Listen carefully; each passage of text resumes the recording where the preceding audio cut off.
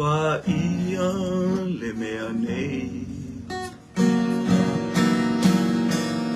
Ua pa ia le mea nei. Ua fio ai le ali ua pa ia.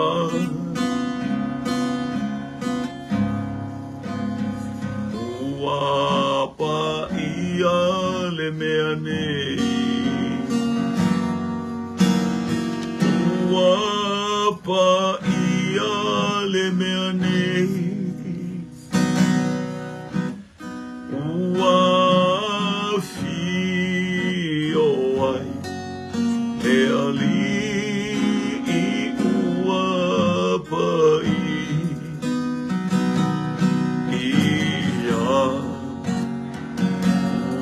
ua pa ia le mea nei. Ua pa ia le mea nei. Ua fio ai le ali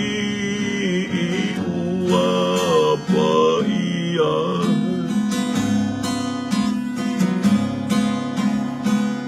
Ua pa ia le mea nei. Ua pa ia le mea nei. Ua fio ai le ali ua pa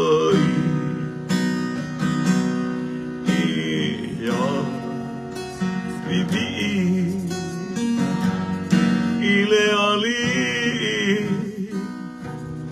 awa o ia e sili sili ta watu olona whaamaoni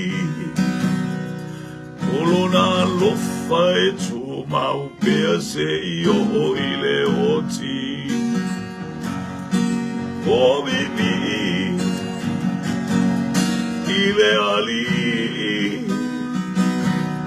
awa o ia e sili sili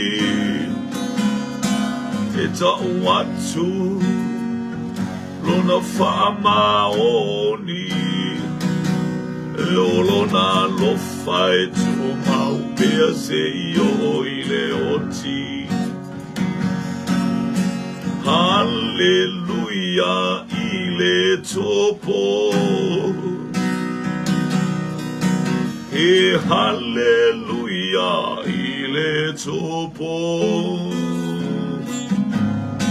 Eu te pese moia, eu te siva moia.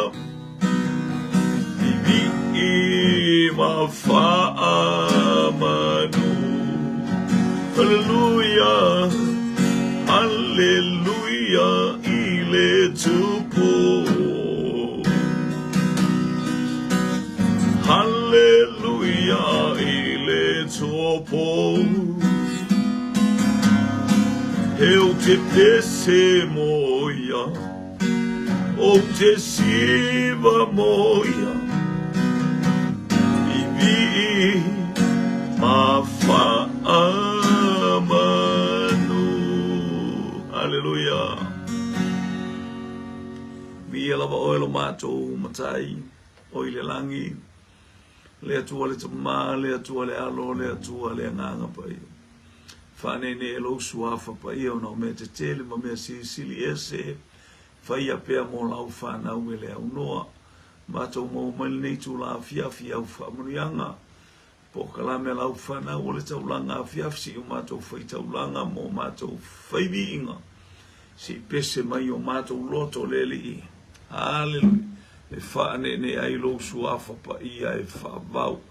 I ele nei vaenga o le afiafi whaaftailo mato to mai lau tau singa. Whaaftai fo i lau leo leo malau malusianga i a te mato. ia matou bala au so ni mai anga le mai te o elo matou tu ai me uma I watu me uma I lo vi inga tamale alo male nganga pa I ono Yesu. Amen, amen, amen. Praise God. Hallelujah. Ia fatalo fatu shutato wainga. Il nei vai ngole afiafi ina ua maru mai fa afta itele ilau. Fa afta itele ilau. Ilau taimi to ina mai ele ngata fo ilea sila fia ele li mea uma. Hallelujah, mole mana onga mole na unga uta ingo le loto.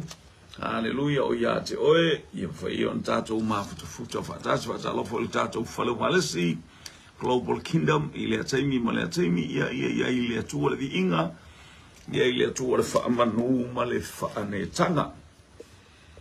I ia le li, tātou iei fōi, ia malo talo, malo whai talo. Au iei Samoa I, hallelujah, I langa whainga pālota. Ia vi ia leli o iei pel manuia o le atua isi o tātou atunuu, ma fua mai fea o lau tatalo, tāte whaamanua I leli o lau tatalo, tāte aveli loto whaato ese I leli, o lau talo e whailoa I o taloto, hallelujah I atama I mea uma o ia whaia, mea uma e mātango fia tātou te fia ma oli ai. Ia, Aftai fo imono talo fa mai e pe ona iai I to tonu o le atunu o Samoa ia o angale leili mo saumia la mai le atua mesi sili haleluya e fa fonga mai le I o tato leo fa aftai e le vi inga le fa manu ma le fa ane tanga ia o le tato me mai le upo le atua Hallelujah, ua whaamawhanawhanaina Yosua ele ali, ua whasia ai. Mataulia pēno whatu I ate oi. Po le ala wasitama I mea e awha I atua sa le atua, ma le fia le fina ngalo le atua e saunia e le atua le awala. E whato I lalo ai lo umalosi, e whato I lalo ai tātou tangata. Le whalongo ma tangata tātou te. Le fa mua faita ulanga ile atua e mua faita ulanga yo tatou manama ia pe o melele na tupu ile ia akana malona aveina pe ngoia me I totono o Jericho a o mea ia ulua I fua ia o le taua o le ulua I fua le tauntu inatu ile atua e tangata uma o Israelu o le whalongo le lei ia momoli le vi inga mabatu ia le oa marita mao a inga mai tono I Jericho e ave mo le atua pangalea ia ua le whaalongo le lei ua le whaalongo le a le tono ta whaalongo iau tiro la tele le ta whesetai lea la ua whasioti akana susunu akana marona ainga ua hallelujah wa whaamanuia fo I Yosua manan talo mo no tuli vai hallelujah no tuli vai atua ile atua hallelujah ono me wa se aile ile no lela wo o ma I o le la tapena e tau ma ai o le nu le tele ai pe ono o fa ia tu ia tu o te manatu fa tau ba fa mai la tu wala vastolu afeo ia wala ya ai ina tolu af ai o atu tolus fulma le ono tangata na feoti mai ai aso sola mai Israelu o matu atu li loa mai ele ai ia vi ele li tatou tutu le tupea ile mata upule valu o tala no atu ai ina ile anga le lei o le atu anga le atu ia te oi te miuma e whamanuia le atu ia te oi te miuma pe a ta tala mo ta whaia e tusa whamai ia tusa la o tō wāmio ma le tala le lei o lo o tō whasoa ina ia le li ua whetara I mai le li a Yosua awa e te fefe awa e te matau tō te oma au uma o le taua ia tu lai marua e ai whaauta ua auto ina I o lima le tupo ai maona tangata malana ai malona lau tele ia ua tala no mai so se mea whetara I mai le atua tuspa ia e tala no ia Yosua ale utala no mai fo ia ta ua o se whaamalosi au le mo I ta ua o ta te fefe se mea Awata te pala a ai se mea. Awata te solo muli se mea. A fai e te loa o oi o tangata fai tautus pa ia e whalongo le upo le atua le upu na fai a Iosua le fai mai a fiu. E leo tala noa maila e le teimi o le whianginga tua e awa tala noa maile a nganga pa ia o le siu fofonga la vale o le atua wa o le nganga pa ia o le nganga o le atua e whabau via leli. Ia leo sa o wate fefe o wate matau tau te o ma au o le taua. Ia tu lai marua i ai whauta o te tuina i o lima tupo ai, maona tangata, malana ai, malona lau ele ele. Ia te leel mele la whatupu i, lea la tali mai le atua, ona ua malia le fina ngalo le atua, ua foi ese le toa sao le atua, no whaia i o sua le mea tauna whai. Sa ili maua le lei tangata amio le anga, tele tangata amio le anga le ta tonu le kalisia, tonu onu, mo tato wo o mal teimi o le teimi o amio le anga. Teimi o amio le anga, via leli, pein fati atu, sa iai le amio le anga i le langi, o ai le amio le anga, sa iai satani, na lue avele vi ingo le to wa mio le anga satani wale falongo satani mo fia pule satani o manao satani e sili le atua ia o ia le wona fatu puel te le oteng sa ia ile a mio le anga le te mio noa na le winga na to valua tangata mai le lalo langi tuai na sau ile lolo aisia na ave ese ele atua ile le falongo male le anga o lato wolang Pino fatu watupu tele le amio le anga. Watupu tele fo ile malama o tala le altusi ya tani elu. Fe tau fetulia i tangata i toa tele. E tupu tele le malama ele ngata ina tupu le amio le anga. Ia o le whamunu yanga fo ia le atua ile anga pa ia. Ia le li.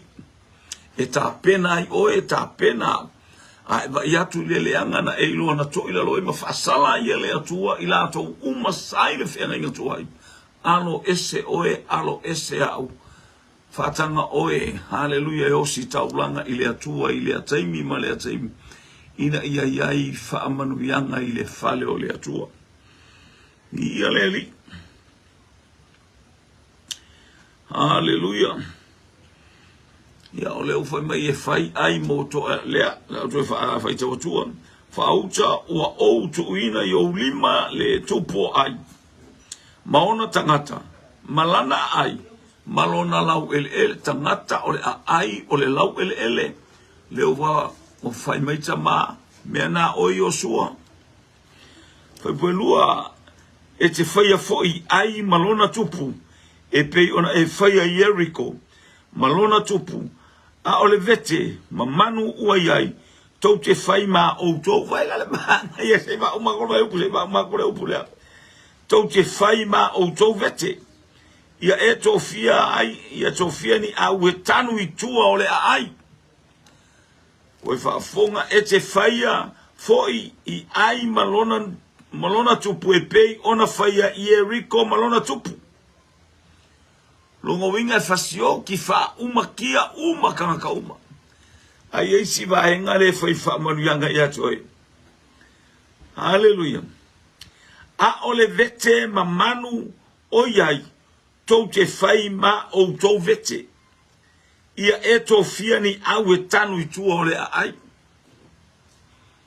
via leli o le vete vai la le vete o taua me ele fa mai ia Iosua awana i lokea le vete o le taua a o Jericho le anga le ulua i mea o le ulua i taua lo ainga a mata lo wolanga i le li le fa pe mai tuspa ia wo uloa ua o yeise mea ua misi atu wa etu ua lo ulua ia lo fa mea mua ia e faivi inga i le atua ia e fa manu i le atua haleluya e ave ilo loto fatai ona mo famanu ya ina lau fanau famanu ya ina lau ainga famanu o mea matata te faita ulanga ma pepese ilu ngole atua ai awale au lole atali ile university va ua fapa ma mongo le fangu e sa fai ale wala pata ia te oe mo le mitavale halu atu le talo lo watali ile ai la le wainu piane la le wa momoya ne ma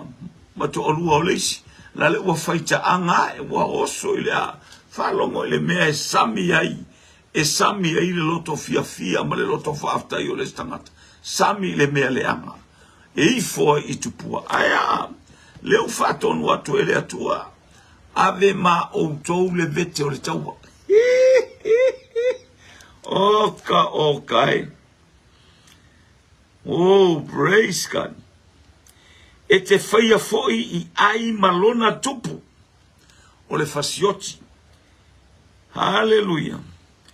A o le vete, ma manu ua iai tau te whaima o tau vete. Ia tau fia ni au e tanu I tua o le ai. Ia le ali. Praise God. E se foi la le whainga le la whaima tau le la ole au tau. O mai lo to e solo muli mai lo ia te pe fori fa o mai to e tuli mai lo e o mai mai tangata e tuli mai ia ale wa tanu au le tau ia le li fa pe na le tau ale ainga fa longo ile tua ma me o tato fa longo ile tua te le alu ma me fa pe la alu ma lo poto ma alu ma me fa pe na te lo mo tangata fusu a orta ma fusu tangata Awane ea orta mafusu e toe liliu marta mafusu fai o mata. Ia ea o aia iani mea fo ia e fa penale au a ofusu. Ia iana I mea fo ele a vel tamafusu. Te imel tamafusu. Ai te tamafusu fa ngoto. Na te le iloa le mele kangu ele. Toi ina ele fa ia onga a. Fa pena abele au tau. Au tau matala. Tanu le tau a tau fituli mai pe wa tuli mai o mai lo o lo yo ai vai mai yo la wa tu le au te fasanga mai le au ai tu vai mai tu o tua e lunga ia le au tau le satan wa le atole tu la I manu malo le fana wa le tua a o tanga to tu mai na ia wo ti tanga le tanu ale tu mai lunga ia Anga ia tuli ki Apollo manga a wale ai se avano. Ia leli. Tu ai fasio tia le no o ai. Fa longo pele a fionga le tu. Ono tu la ia ile o Yosua a tu ma au umar taua. Ai. Na fili fo e Yosua o to ma losi e to tolus furu afe. Ma wina atu. Ila to wile po. Wa ia fa ia tu fo ia te ila to fa pe atu fa automai. Ia tanu o tau la talata ile ai. I tua o le ai. Aua ne I mamao lava o tau ma le ai. A ia nofo sauni o tau uma lava. O au foi. Ma le no uma o iatea o mātou te whaalatalata atu ile ai. A la tau o mai e whafta iai iate I mātou. E pei ole urua I taua. Ona whaat. Tulia ai lea o I mātou, I o lātou ruma. A wā lātou te o mai I ate I mātou. Se ia mātou tō sina I lātou ai lea ai. A wā e whapea ane I lātou, wa lātou so sola I o tātou ruma. E pei o le urua I taua. O le mea lea mātou te so sola I o lātou ruma. Ona o tō lai ai lea, I le mea ua tanu ai. Ma outou wa ele ai a wa e tuina mai ele li lo outou wa tua I outou lima a outou mawale ai ona susunu ina le outou ole ai le afi ia outou faia e pe ole afionga le li fa auta wa ou faia tua ia te outou semana I ole kofinga ole autala I pole autau le o taua I ole autala Tangata la o tala I fa penale fa ingole taua le mana o mia fa pena tatu tau mo le atu e fa longo le upo le atu tatu te popoto ai tatu te mano losi ai tatu te ata mamai ai ia tatu te manu malo ai le ata male ata fa Yosua la to wo ona nei tanu lo o to awol mamao ese male ai ala mato watu amato lo atu ile ai Alanga mai lole no ia na matou peile o matou o tangata o tuli loa ele ai. a le ua pasi au tau ia e tau tutu ane au tau susunu lo mare ai e se le mana i o le pokalame a i le lei le o le whalongo le lei o le whalongo le mea mana o mia i tātou ia le lei la tātou whalongo au le whawhia poto au le whawhia i loa au le whawhia vi ia o le telo tangata e whaoa i le vi inga ona le aile o se vi inga e ave i le atua wa whano oe i lau vi inga wa o lau vi inga e te whaia ina ia vi ia oe e te whano ai sa mola ua tono lo uso lo tua fine taulanga a fiafi o le taua ma le tama inu ua leo ai lea wa o ina i lato ona le mena tupu i le a ai ona le mena tupu i ate i lato vi ia leli praise God e tutu wane le nuu a o le taimi ua tuli loa o tu e whasanga mai Israel ma le va ai mai o ai tu asole ua mule ai ua mumu watu le nuu susunu e tangata le nuu ai hallelujah vi ia leli praise God vi ia le atua a outou mauale ai ona susunu ina lea e outou le ai le afi ia outou faia e pei o le afionga leli o le mana onga leo leli ia susunu fasiotia le fili o itotonu o le ai o le nuu le ua tau le taua o le taua pa ia o le taua o le ali taua e whaatonu mai le langi e tai pe ia le mele faia Israelu inu uia o ile autau ma Hamas ma taulia o Kasa nu io palma ma play e Palestina o le mea iei tangata ua watu Hamas la lafia ina o le mea la iei tangata ele on tangata tau lia ese ale mea kempo i tangata tau la to ale ua watu ia Hamas fai ei no nofo fatasi ma tangata i o lai kukongo falema ele ila si mem foi no tia i tangata ia wala to tele o longoma ya Israel Paul mele wo ilo Israel ele lo pe fa fe na lato se fea Paula me fufulu lo fas ave esse lo tangata umane ile tato vai le wo so solai o le tau tua ile fale mai tau tu le fale onga mo le vai atunga i o lalo i fo na ono fuanga o Hamas fa be na tangata nei o le mana onga le awane i ein tangata fas so i sa awane i tangata fas alave i to tonu o le ai wa o me ia tau fai mai Hamas tau ma fai ia fale anga le nu o le atua o le te i le atua hallelujah ia lea mo tau nu atu Israel pi ona i tau le lo fai ne te mine te mala mala mo fiai wa alu fasolo ato Israel tangata mai saranga le la fia i tangata Lela lafi fatasi i to tonu fale mai fale onga me uma le no foi tangata o lai avela to fana ya onga ale la to telo le ya o lalo i le no foi Hamas mo uma le leina o tangata nei ale mana onga le Hamas ia lilo ila to praise ya Israel ona ole ona ilo Israel le la to tonga fitia o le fa ale au tau Israel le au tau le tua si la fia mfayanta watu ele atua pay for ntau el saya hallelujah pay for yona tau tangata ya ile tupu o peniata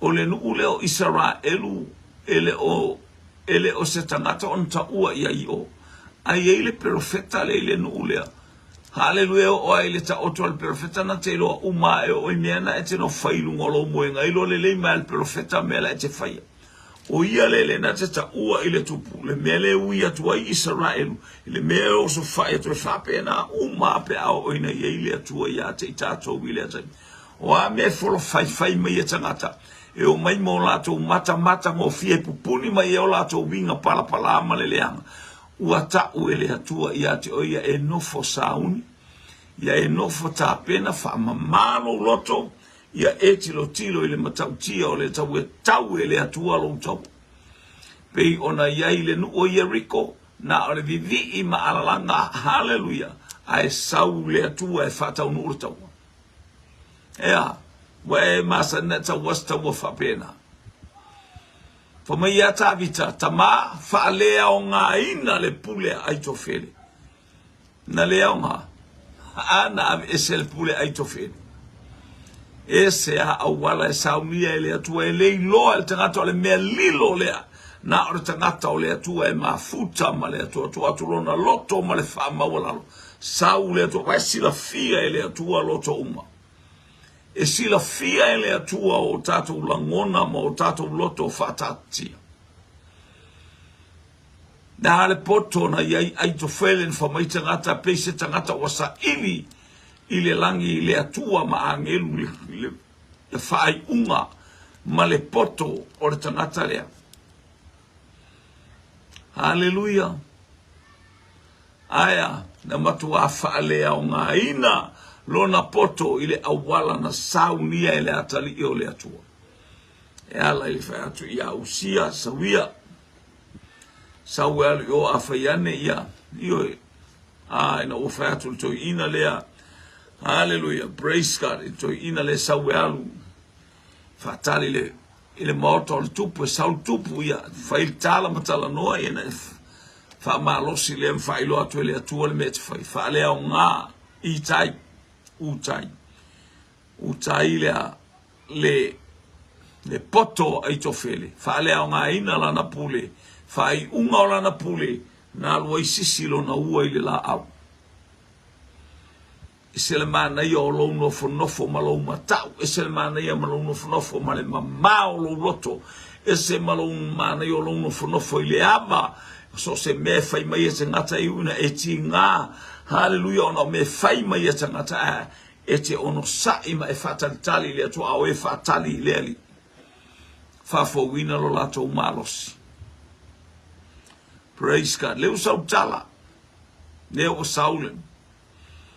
Hallelujah. Praise God. Le whatonunga ma mea uma e ta tau ona whai ia ai le nu. Wa winatu i lato we Yosua na lato wa elea e tanu yo lato au. Wa lato nonofo ile vao peteli ma ai. I nganga ifo, ile nganga ifo ai. A Yosua na moe ia ile apo fatasi ma le nu. Le ua ole au tau tanu ele iloa e tangata. Le ua tanu o whaile whatonunga mai le atua, whaile upo le atua, tanu le au tau la talata ili nu. Aya. E peno whatu po le ale la ititi o le nu, la ititi o le mele tatou tio e tau. Hallelujah, a whaile o iai le atua. Praise God. Tatou te whaia ina. Aua tātou te whaia se mea mare wha maualunga. Hallelujah. E la sawa ele au tau kiti ona. Tolus fuma lua afe. Abe ese lava ele atua toto e maina o tongata e tolus e lau. Ua fina ngalo le atua. E ta ua le ta ua lea. Ia leli. E ta ua le ta ua lea. Tau toi tepa i ai Israelu. Tolu se la una taua i kiti ona le tau. Ia le atua, praise God.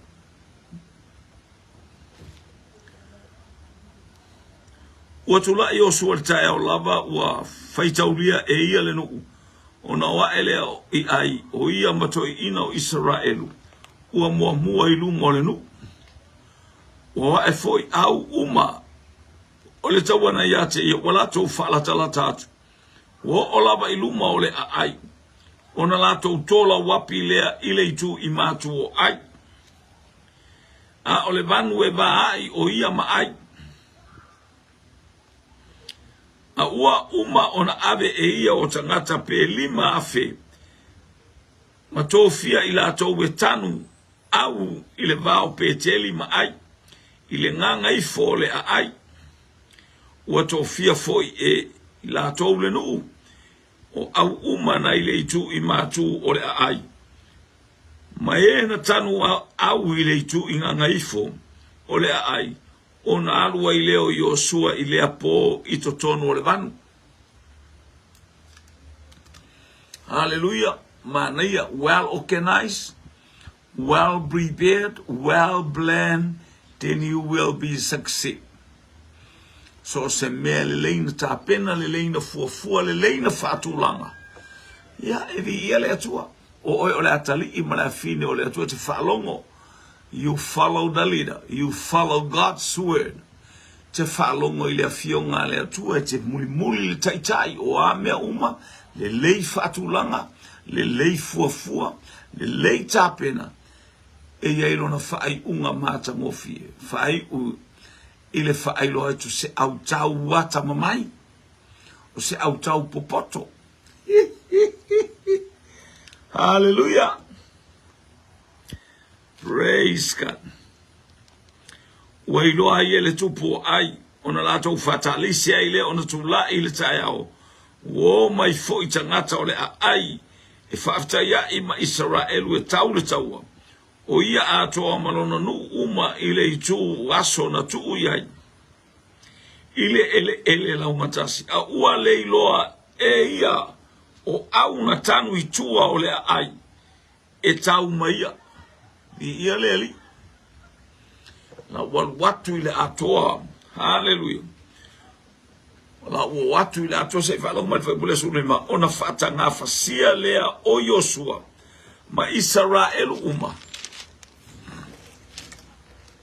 Yola tolu mamalato so sola ile ala ile bao. O leo fai tau ai o so sola fo ko fai fo le meleng fai. Na ko so sola me o mai ai o. Praise God. Aya ua whaalongo I le upu o mea o le taua, mea uma e tāpena o lau taua. Hallelujah. A upenga o le tātou taua e le whaaletina. E tāpena e le atua mea uma I lo mafaufau, lo malosi. Hallelujah. O mea uma e te tāpena e o le atua e au ma oe, o le atua e au ma e whaatino I mea uma vi aleli. Tātou te le so na o, tātou te le tau male pongisa, tātou te le tau pongisa, tātou te tau I le malama le ango le ala na o mai eile no. No mai ai kupito o le au whaani utu I le au. Ma le afi whaani utu le po o le malama aisia o loua tua. O le malama o loua tua o le afi mu sai o loua tua o le afi ai. Ia leli. Ea. O leli to inga taua le te taua. Tau I lo malosi pe te tau whalangolango le siufonga o le atu. Le ai le upu le mea uma le I le afionga le atua mea uma. Tātou te taua I tātou te manu maloa I. E fasia I le taua e fefe ai le anganga whaasalawe. Te mu satani mana au. Ina ua ea. Tau whaalangolango I le mea o feta lai mai ai le anganga pa ia ma le anganga o le atua I ate itani. Ona whapoto ina le o tangata uma nai ai. E turi lo atu I ate ilato. La whapea ai la o sosola. La no koe oi. La no koe ngau mai fo I ngafia. La fo koe o. Ngau mai fo I lava yaso. La fo koe. La no koe oi. Ioi. La le tau le ai la to e tau le me masani ai. Hallelujah. Le poto o tangata. Poto whataita iau aia. O le tau a le atali I ma le afine o le atua e tau whaale anganga. Whaalongolongo. Hallelujah. I le whaama ite mai le anganga pa ia. Ma le whaailoa mai le anganga pa ia le awala e tau e le tau. Ia lea. Ona whaapoto ina le o tangata uma nai a ia tuli loa atu ia te ilatou. Wala tau tuli loa ia Yosua. Ona to sina I leo I latou nai le ai. Wo ese uma ma le ai. Na wo uma le au tau. Ese a le poto taitai au. Ese le poto lo utama. Ese le poto tau whaifi au. Ese whaamanu yanga le atua e whaima iaile awala e ke alu e lau kaua. E te tawai. Pe te alu le ainga. Pe te alu e tu itu il fale. Hallelujah. Pe o e whaile open air. Po le ale me ta pena le lei oe. Ta pena le lei oe ne iwa ai mai tangata wa e tau ai wa kung kakara ke ula mai ole. Ngai alo aku whaile open air ai wa kung kakara. La lei ngu mare ko whampia yo. Ai wa kunga. Ia la le ke wa kisi mai mare ko rua le skamalo yo. Hallelujah. tapena ia iloa le tapenanga o le tapenanga faleanganga. O le tapenanga o le manu malo. O le tapenanga e lefe momoa. E le leile atua. Praise God. Ia.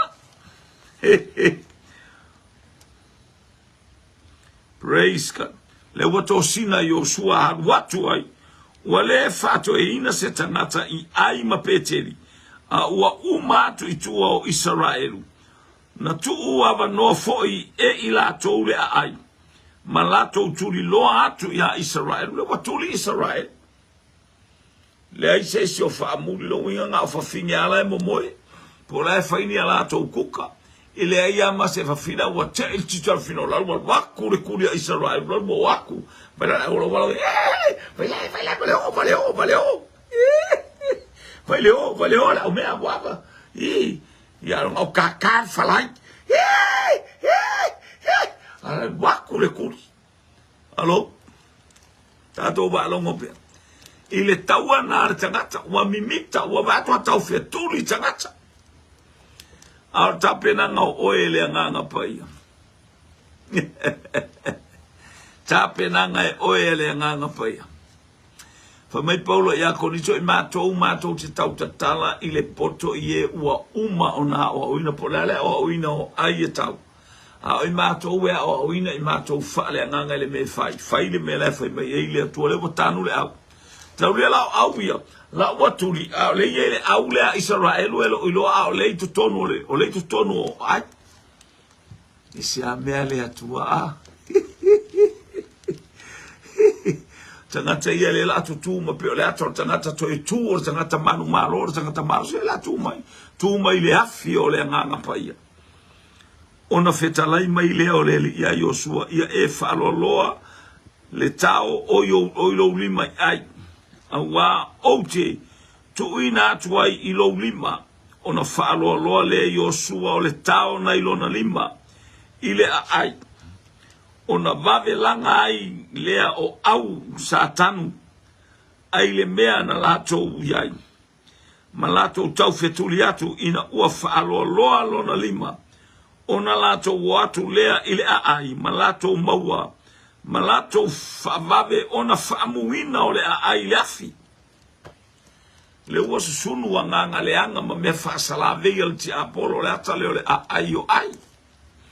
Me no foi ti Apollo ile va engol no kanana ne ua amata na fasil no to fuale me yel va engar ki Apollo ale mana onga ia e tau fa longo ile me fina ngalo ile to be fa ina I Saulo fa ya tu le me ale fa ya amale ka ai alu failo na porto e failo na ta maila nga e fa pena I tato pe au fe fetel pipi pe au in tato fe fete, pe au in tato fe mitai, pe au in le aisu tato ta fiofia aya, ua manawa ia fai loa atu oe. Hallelujah. Praise God. Luas fulu.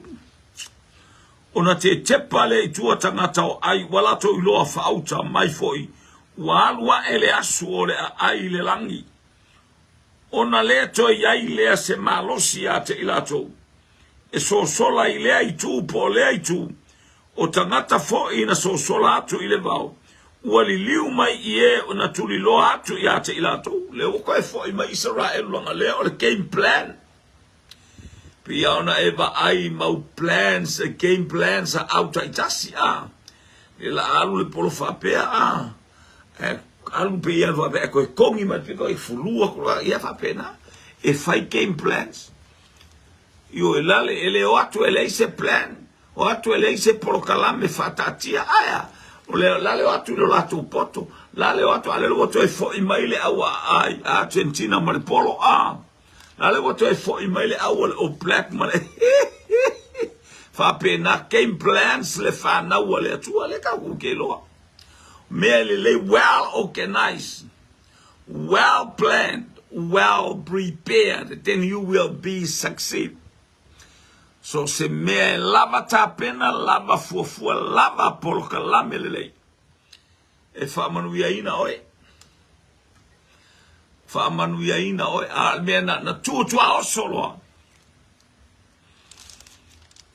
Hallelujah, pe whamai ngā e kolengi ma whai coach. Ai a whai e le ai se game plan o iai. Na, lele, mo vai atu tu mai o su atu e tepa atu anga ile ai. Ai vai atu ma sole wakala li ilungale a ai. Oka senuti mo mui ai se angala iei whangau. Ai pa ual mele wale a kole mua le ko lua le mua le akali. Ia lo se mele fa e popole ia Israel nga o mo mea nganga le anga le fana na wane nu ia tono kan mo nganga le anga kupu mfanga ngau mai pa le me fa uma kia uma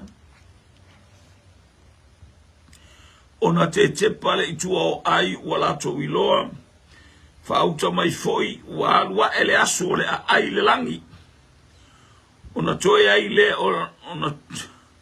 ona le toi ai le a se malosi a te ilato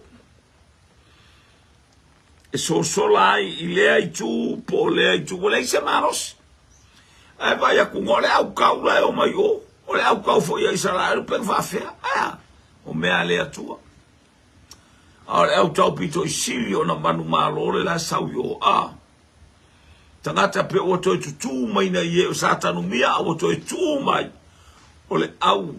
Hallelujah. Ole awale atua. Hallelujah. Ole awale no ole atua. Tangata e fa polo kalame le email. Bia leli.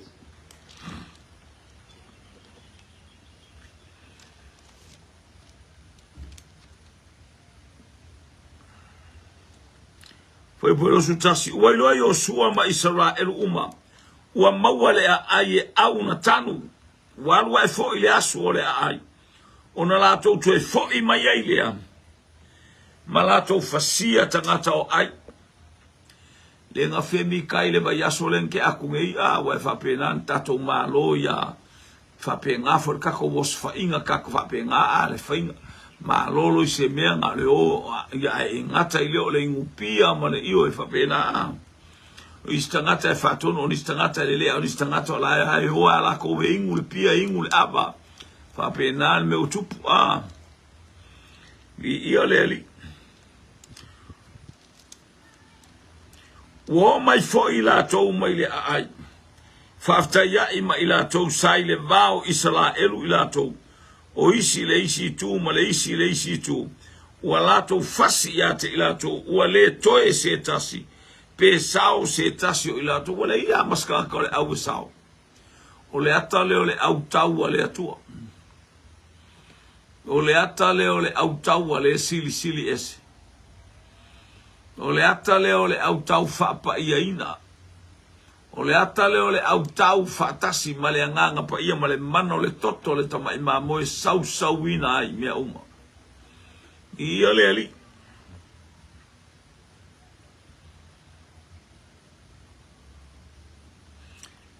Feo ai tono o Israel le vao Israel luma Israel tua male a aila le wa mumu wala to pu e ola le tupo ai ma mane o ia ya Joshua wa umana fasia yo Israel we na no fo umai ai ile fanua ile vao matuli lo ina ai ila to wa fasia ila to umai le pelu wa fa umatia ona to fo i mai ai leo Israel umai ai malato fasia ile pelu ia vai me tangata umai le ai mas tangata na fa saoi pu e ola le tupu io o le ata o le manu malo le atua ya Israel. Praise God. O ilato umana fasia ile aso o tane ato mafafine e se fulu afe maafe lua o tangata uma o ai wa na le to e fo i mai e Joshua lona lima na fa lolo a atu maletao se ia matu a fa umatia e ia ilato oeno nofo uma ile ai na o manu malevete ole ai na ave Israel malato e tusa mre fionga aleli na ia fetala ia tua ia Yosua wa sunuina Yosua ai wa fasia foi mafau penga ma ai fava wa fas wana faia foi fau puenga ma ai fava fatafuna ina laba o ile aso nei. Hallelujah. Fatafuna ina fo ile tupo ai ile la. O fatautawina fo ile tupo ai ile la au. O ile afiafi wa ngoto le la. Ona fayatu leo Yosua ya lato abeifolo na tino ile la au. Malafo ai ile meuia tuai ile faitotoa ole ai. Mafaputuina ona iona lunga le faupuenga maatele. Wa o iona pone ya le mel na wo ya fasinga o le nu ile fasinga o le nei ai fa umatia ina o le nei nu mailia le leio lau fa longo ile upo le atua male ata e tauna aven fe au le nei afiafi ha ola tapena ola sauni ola fuafua lei te mauale ato toanga male manuia maile to well organized, well prepared, well planned, you will be succeed. Ia lele, ya umalele na fofua. E iai fa manuianga le atua eva ai. E tilo iai. Iai umea umaile vi ingo le atua fa manuia lo wainga neiva engore. Afiafi. Ele ia fofuanga, o ama ia fofuanga, o ama ila utapenanga, o ama ila ufa polokalame malev. Fatulanganga o lo ainga. Afa ele olelei. Ma aile awa, eba aia ai. Tapena Yosua, plan lei. Tanu le au lalo le ai matua le ai. O ila atoula o atu to sina mai le tupu matangata. Fapena aya, fapena tato fasia le nganga le anga. Le nganga le anga fa salave o el tangata fa porkalame le nganga pa ia le fa porkalame ina o es faifi au ele fa porkalame ina o es tangata ele fa porkalame ina o I loma losi ai fa porkalame o le nganga pa ia ngale le atua ia le leila o porkalame le fa tu nganga o lo ainga mau me fai tato va ai me tupu so ifuanga fai lea ma polka lame le leia o ina I tatou te va ai mea uma. Olo o iai le manuia o le atua yo a ao maulima tatou te tau wai le tau o le atua. To God be the glory forever and ever. Amen. Whamanuia le atua ia te oeala ia Yesu ke riso lo tatou wali I maro tatou whaola I nei afiafi. Lau o ona tautua ia te oe male nganga whamaulalo. Ona o Yesu. Amen, amen, amen.